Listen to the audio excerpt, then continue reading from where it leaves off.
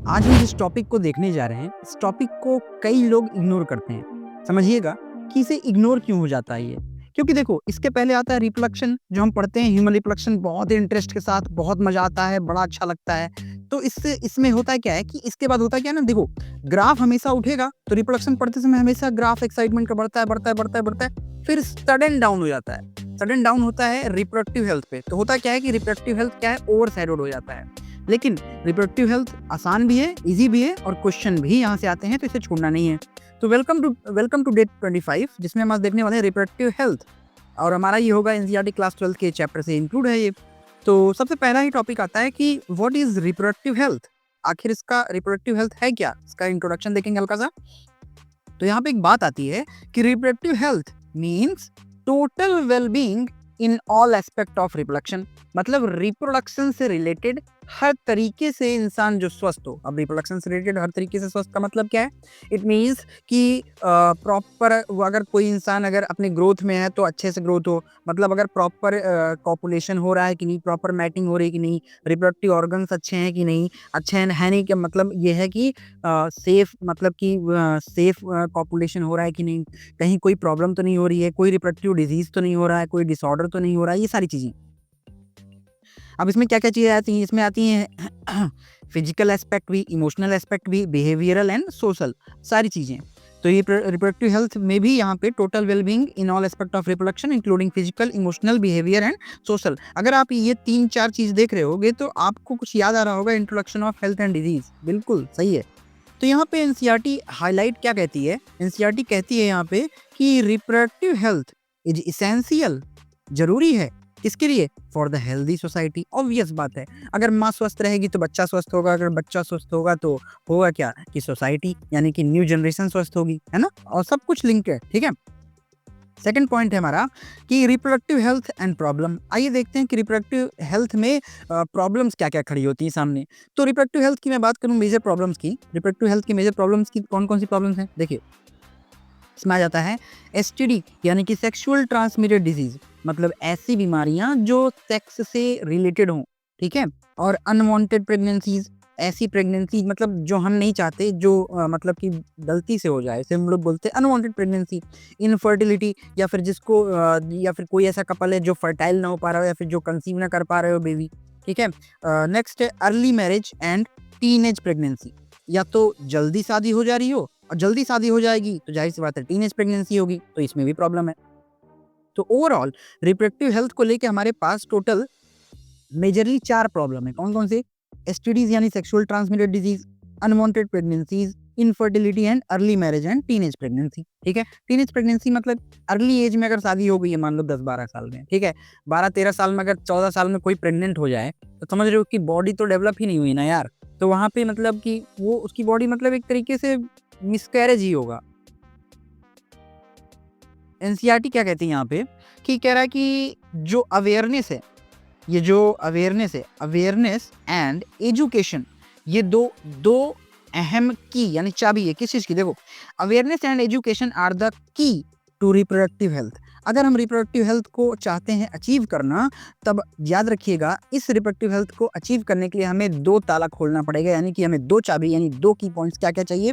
Awareness होना और education. इसमें से भी अगर कोई बात मुझे बोले ना, तो मैं इसको चुनूँगा पर्सनली, एजुकेशन को। क्योंकि अगर इंसान शिक्षित हो जाएगा तो हर एक एस्पेक्ट में समझदार हो जाएगा, ठीक है?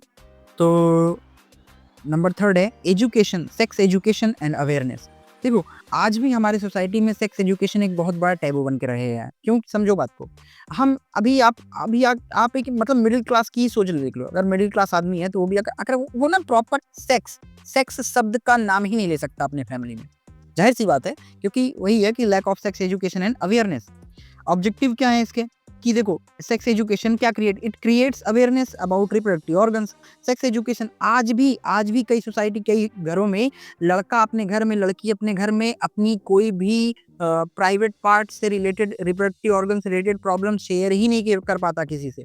तो सेक्स एजुकेशन और इससे रिलेटेड जो अवेयरनेस होगा, वो हमें क्या-क्या, किस-किस चीज़ के लिए अवेयर करेगा, या फिर उसका ऑब्जेक्टिव क्या है? तो पहला, ये अवेयरनेस क्रिएट करेगा रिप्रोडक्टिव ऑर्गन्स को रिलेटेड, ठीक है? इससे क्या होगा? एसटीडीज़ प्रिवेंट होंगे, सेक्सुअल ट्रांसमिटेड डिजीज़ नहीं होगा। It promote sexual safe sexual practices, और इससे क्या होगा, मतलब कि सेफली सेक्स परफॉर्म होगा, है ना। सेफ सेक्सुअल प्रैक्टिसेस अवॉइड करेगा मिथ्स और मिसकंसेप्शन को। हमारे सोसाइटी का देखो दिक्कत क्या है ना, जिसको जिसको पूरी नॉलेज नहीं होगी ना, जिसको पूरी नॉलेज नहीं होगी वही इन मिथ्स को मानेगा। अब दिक्कत क्या है ना कि देखो होता है क्या, लड़कों के ग्रुप में पता किसी को नहीं होता, लेकिन कोई ना कोई एक गुरु बन के बताएगा, और वो भी मिथ ही बताएगा। हाईलाइट भी यही कहती है कि sex education does not encourage sexual activity, it promotes safety. सबसे बड़ी दिक्कत यही है कि ये जो सेक्स एजुकेशन है ना, लोग सोचते हैं यार सेक्स एजुकेशन मतलब सेक्स के बारे में पढ़ा रहा है, मतलब सेक्स करने के लिए प्रोत्साहित कर रहा है। नहीं, sex education does not encourage sex activity. मतलब सेक्स एजुकेशन मतलब सेक्स के बारे में पढ़ाना ऐसा नहीं है कि बच्चों को प्रोत्साहित कर रहा हो कि जाओ सेक्स ही करो, नहीं, वो अवेयर कर रहा है। वही कह रहा है कि sex education does not encourage sexual activity but it is necessary to promote safety. ये जरूरी है ताकि बच्चा सेफ रह सके। समझ में आया? नेक्स्ट है इट प्रमोट्स एक्सप्लोजन। देखो कह रहा कि पॉपुलेशन एक्सप्लोजन जो होता है, पॉपुलेशन एक्सप्लोजन का मतलब होता है कि रैपिड इंक्रीज इन पॉपुलेशन। अब आप ये डाटा ऐसे उठा लो कि जब कोविड का टाइम था, यानी कि आप ले लो 2019 से लेके 2022 ले लो, इस फेज में सबसे ज्यादा रिप्रोडक्शन हुआ है, क्योंकि भाई जितने न्यूली मैरिज हैं सब क्योंकि रह साथ में रहे। चीजें क्या है कि अब पॉपुलेशन एक्सप्लोजन का मतलब ये कि रैपिड अचानक पॉपुलेशन ग्रोथ मतलब ग्रोथ कर जाए। क्यों? क्योंकि लोगों को अनअवेयर हैं लोग ना, इसलिए अनअवेयर हैं क्योंकि वो समझते नहीं। ये जो सेक्स एजुकेशन इसको टैबू बना के रख दिया है ना। समझे उसको, चीज़ों को समझें, फीमेल को एक तरीके से मतलब बिल्कुल ऑब्जेक्टिफाइड ना करें, इसको समझें, जाने कि करना क्या है। ये नहीं कि लगातार लगे पड़े हो, नहीं। कॉजेस क्या हो सकते हैं इसके? It causes decrease in death rate. अगर आप इसको समझोगे तो ये क्या करेगा, डिक्रीज करेगा डेथ रेट को, इम्प्रूव करेगा हेल्थ केयर को, ठीक है, लिटरेसी बढ़ेगी, मतलब पढ़ाई मतलब कि समझदारी बढ़ेगी। और अर्ली मैरिज जो है, अर्ली मैरिज की वजह से, अब समझो अर्ली मैरिज की वजह से ये सारी चीज़ें, ठीक है। इफेक्ट इसका क्या पड़ता है कि पॉवर्टी, अच्छा ये सारी चीज़ें आपको पॉवर्टी या फिर मतलब कि रूरल एरिया में बैकवर्ड क्लासेस में ही ज़्यादा दिखेगा। अनएम्प्लॉयमेंट बढ़ता है, भाई जनसंख्या बढ़ेगी तो अनएम्प्लॉयमेंट भी बढ़ेगा। स्कैरसिटी ऑफ रिसोर्सेस, लोग ज़्यादा बढ़ गए, खाने कोई नहीं है, वो प्रॉब्लम हो जाएगी।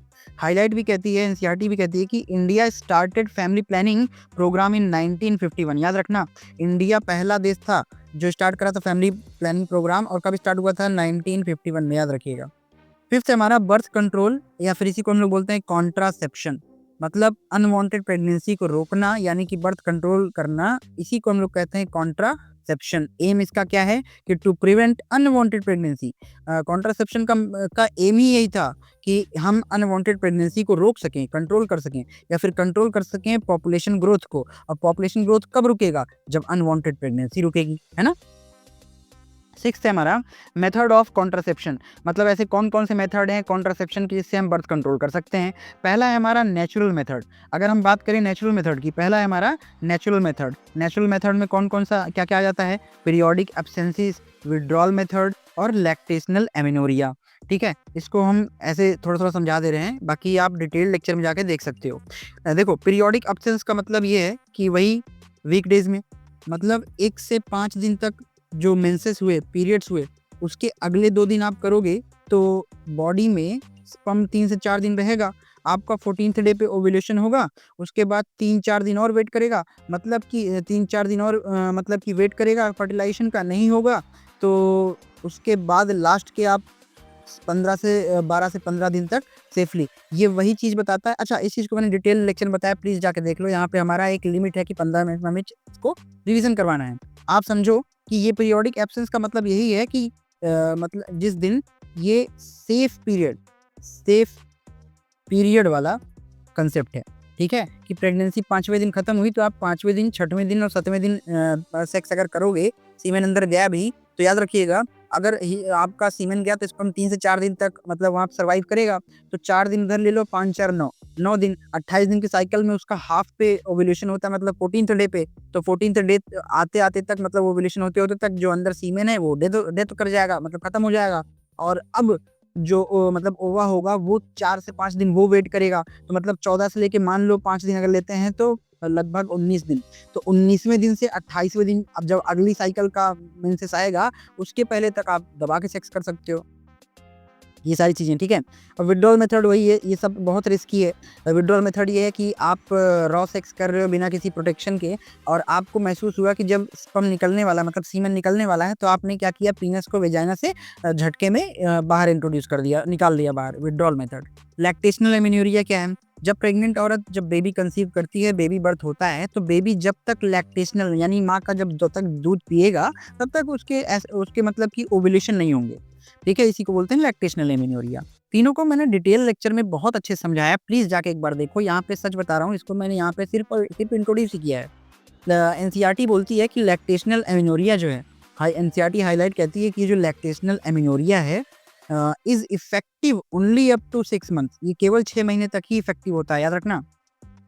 ठीक है, नेक्स्ट है हमारा बैरियर मेथड। आप सभी समझते हो टर्म से, बैरियर मतलब रास्ते का रोड़ा बन जाना, मतलब पीनस के ऊपर कॉन्डम लगा देना, तो जब पीनस से सीमेन निकलेगा तो कॉन्डम के अंदर ही रह जाएगा। दिस इज कॉल्ड बैरियर, रुकावट। तो बैरियर मेथड में क्या जाता है, कॉन्डम्स, जो कि मेल और फीमेल दोनों के लिए अवेलेबल हैं। डायफ्राम भी इसी तरह होता है, सर्विकल कैप होता है, आगे लगा देना, सर्विकल कैप जो फीमेल के अंदर लगा दो। डायफ्राम जो होता है वो ग्लांस पेनिस पे लगा सकते हो।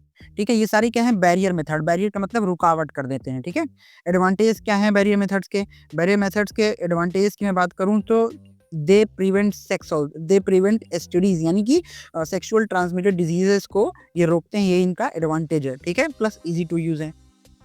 सी है हमारा इंट्रा यूट्राइन डिवाइसेस यानी आईयूडीज, ऐसे डिवाइसेस जो लॉन्ग टर्म के लिए हम यूज करते हैं for avoiding unwanted pregnancy. Copper T ऐसा कुछ टी शेप का होता है, जिसमें यहाँ पे ऐसे थ्रेड होता है। ये एक ट्रेंड नर्स होती है, यहाँ पे थोड़ा सा स्प्रिंग जैसा होता है, इसको ऐसे इधर इधर इधर खींच के ये वेजाइना में इंसर्ट कर दी जाती है। अब कॉपर टी चूंकि बना हुआ है कॉपर से, तो कॉपर रिलीज करेगा कॉपर +2 आयन। कॉपर का जो आयन होता है ये स्पर्म की मोटेलिटी के साथ साथ मोटेलिटी भी कम कर देता है। मतलब मोटेलिटी मतलब मूव करना, मोटेलिटी मतलब उसका जिंदा रहने का रेट, दोनों। अब अगर मोटेलिटी कम कर दिया तो मोटेलिटी भी कम हो जाएगी, है ना। इसी तरह मल्टी लोडेड 375 आता है और LNG 200 भी आता है। तो ये तीनों चीज़ें अलग अलग टर्म्स, अलग अलग मतलब कि टाइम ड्यूरेशन के लिए इंसर्ट करवाई जाती हैं थ्रू ट्रेंड नर्स। फंक्शन इसका क्या होता है जान लीजिए। अगर मैं बात करूँ फंक्शन की, तो अच्छा इसको मैं मार्क कर दे रहा हूँ, copper T multi loaded 365 LNG 20। Functions की बात करूँ तो ये प्रिवेंट करते हैं इम्प्लांटेशन और रिड्यूस करवाते हैं स्पर्म मोटेलिटी को। स्पर्म मोटेलिटी कैसे रुकता है, अभी मैंने बताया कि due to having copper +2 ions, या फिर कह सकते हो सीधा सीधा कॉपर आयंस। ठीक है, इतनी बात क्लियर है क्या? एनसीईआरटी हाईलाइट क्या कहती है? एनसीईआरटी कहती है कि IUDs are widely accepted in India. India में आईयूडीज बहुत ज़्यादा यूज करे जाते हैं क्योंकि लोग इन्हें बहुत ज़्यादा एक्सेप्ट करते हैं। नेक्स्ट आता है ओरल कॉन्ट्रासेप्टिव्स। याद रखना, ओरल कॉन्ट्रासेप्टिव, ओरल मतलब कि जो ओरल कैविटी से लिया जाए यानी कि मुंह से लिया जाए। इट मीन्स हम बात कर रहे हैं पिल्स की। Pills contain oestrogen and progesterone. याद रखिएगा, ईस्ट्रोजन और प्रोजेस्ट्रॉन, याद रखिएगा, ये प्रोजेस्ट्रॉन जो है यही प्रेगनेंसी हार्मोन भी कहलाता है। लेकिन यही प्रोजेस्ट्रॉन अगर विद इन लिमिट्स 72 आवर्स के अंदर अगर दिया जाए तो यही प्रोजेस्ट्रॉन की जो कैप्सूल है यही प्रेगनेंसी को डिस्ट्रॉय भी कर देगा, यानी कि अबॉर्ट भी करवा देगा। तो ये प्रेगनेंसी याद रखिएगा, जो जोश जोश में सब लेते हैं ना, अनवांटेड 72 जो होता है ये 72 आवर्स के अंदर लेनी पड़ती है ना।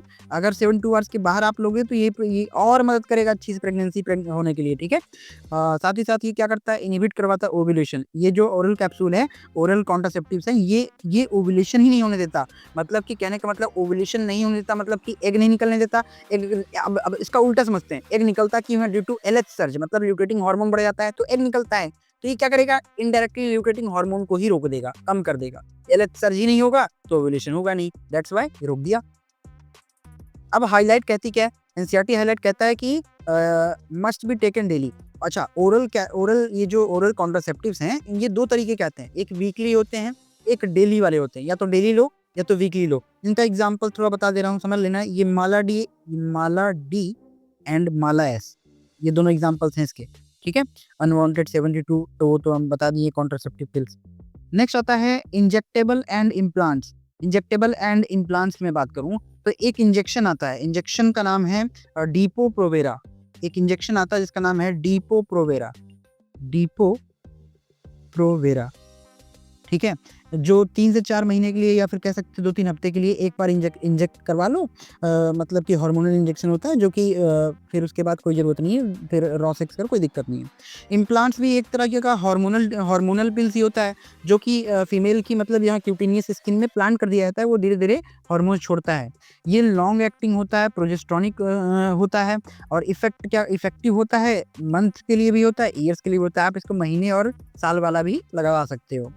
देन परमानेंट वाला आता है। परमानेंट सिस्टम क्या है? Surgical method. सर्जिकल मेथड को हम बोलते हैं स्टेरिलाइजेशन, मतलब ये परमानेंटली काम खत्म कर देगा। अच्छा, इसमें भी 2 तरीके का होता है, एक परमानेंट होता है और एक टेम्परेरी। टेम्परेरी में करेंगे क्या? टेम्परेरी में सिंपल सा करते क्या है, जैसे वास्ट डिफरेंस है, वास्ट डिफरेंस को ऐसे करके यहाँ पे बांध देंगे, लेकिन ये जो है करने से ना ये परमानेंट हो जाता है, तो बेहतर है हम इसे परमानेंट वाला ही समझें, ठीक है। अब इसमें होता है क्या? वासेक्टोमी। वासेक समझना, वास से वास्ट डिफरेंस, इसलिए वास्ट डिफरेंस कहाँ होता है? मेल में, तो वासेक्टोमी इज इन मेल। और ट्यूब किस में होता है? फीमेल में। कौन क्या? Fallopian tube. तो फेलोपियन ट्यूब यानी ट्यूबेक्टोमी। ट्यूब मतलब फेलोपियन ट्यूब, ट्यूब मतलब फेलोपियन ट्यूब, और एक्टोमी का मतलब कि काट देना, यानी कि ये किसमें होता है? फीमेल में होता है। इतनी बात क्लियर है क्या?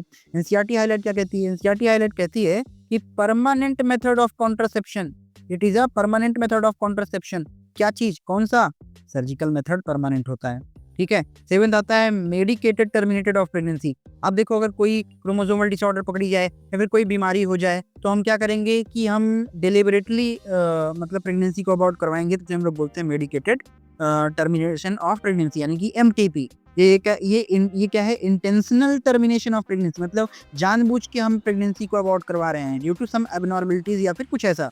क्यों? It is safe if under medical supervision. ये सेफ तभी है जब एक प्रॉपर गायनेकोलॉजिस्ट आपको ध्यान दे रही है, उसके आप सुपरविजन में काम ये सब करवाओ। ये लीगल है इंडिया में, लेकिन कुछ स्पेसिफिक हफ्ते या कुछ स्पेसिफिक मंथ के लिए ये सेफ है।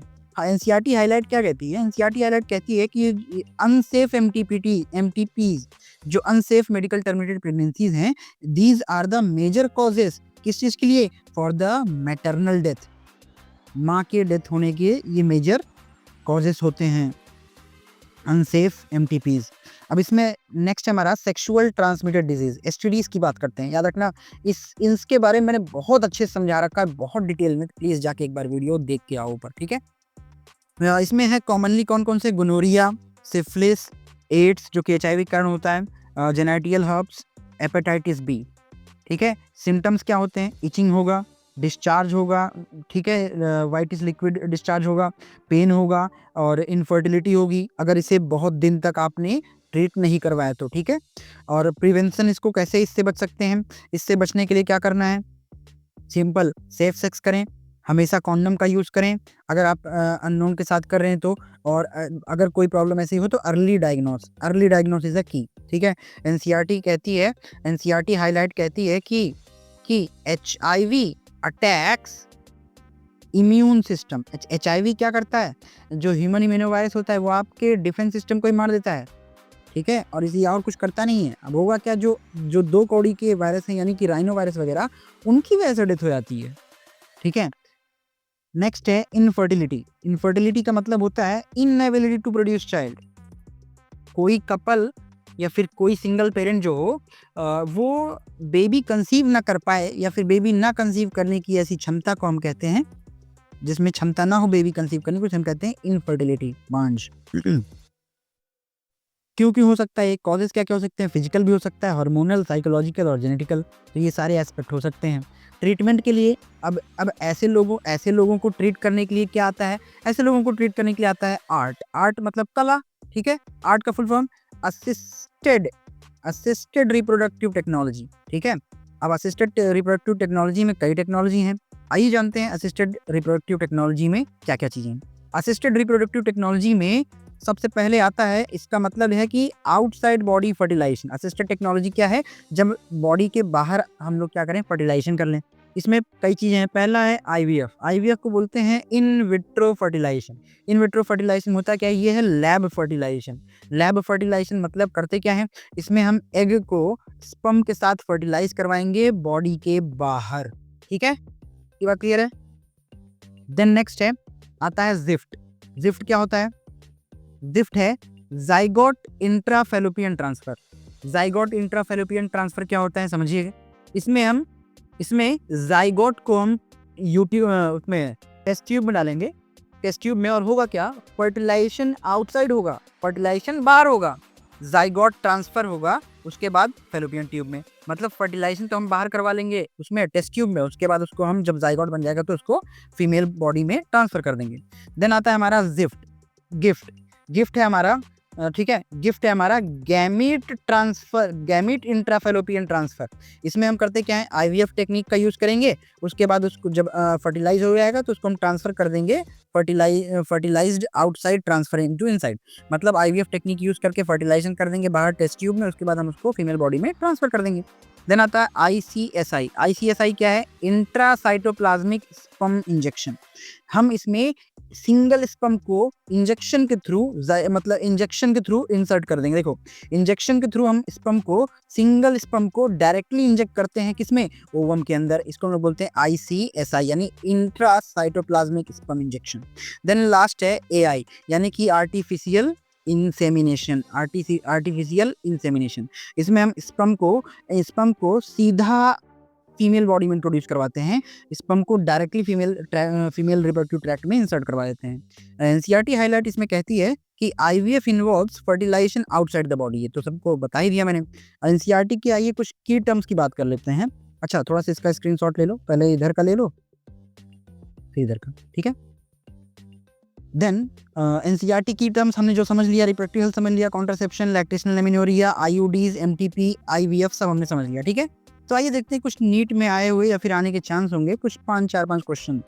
कह रहा है कि which method also prevents STD. कौन सा मेथड एसटीडी को रोकता है? तो एसटीडी को कौन रोकता है भाई? कॉन्डम यानी कि बैरियर मेथड। लैक्टेशनल एमेन्योरिया कब तक इफेक्टिव है? अप टू 6 मंथ्स, ठीक है। Copper T is an example of किसका? आईयूडी का। आईवीएफ रिफर्स टू, आईवीएफ क्या रिफर करता है? Fertilisation outside the body, full form in vitro fertilisation. Permanent contraception method कौन सा है मेल में? वासेक्टोमी। फीमेल में ट्यूबेक्टोमी, ठीक है। इतनी बात क्लियर है क्या? चलिए, that's it for the day. अगर आपको ये लेक्चर सच में अच्छा लगा हो, अगर आप सच में यहाँ तक देखे हो, थैंक यू सो मच। मिलते हैं आप सभी से नेक्स्ट लेक्चर में। अगर आपका जो भी कोई सुझाव हो, कोई डाउट हो तो एक बार कमेंट जरूर करिएगा, और अच्छा लगा हो तो प्लीज़ चैनल को लाइक, कमेंट, शेयर जरूर करके जाना। प्लीज़ एक बार सब्सक्राइब करके जाना। मिलते हैं आप सभी से next day with next topic. Till then stay healthy.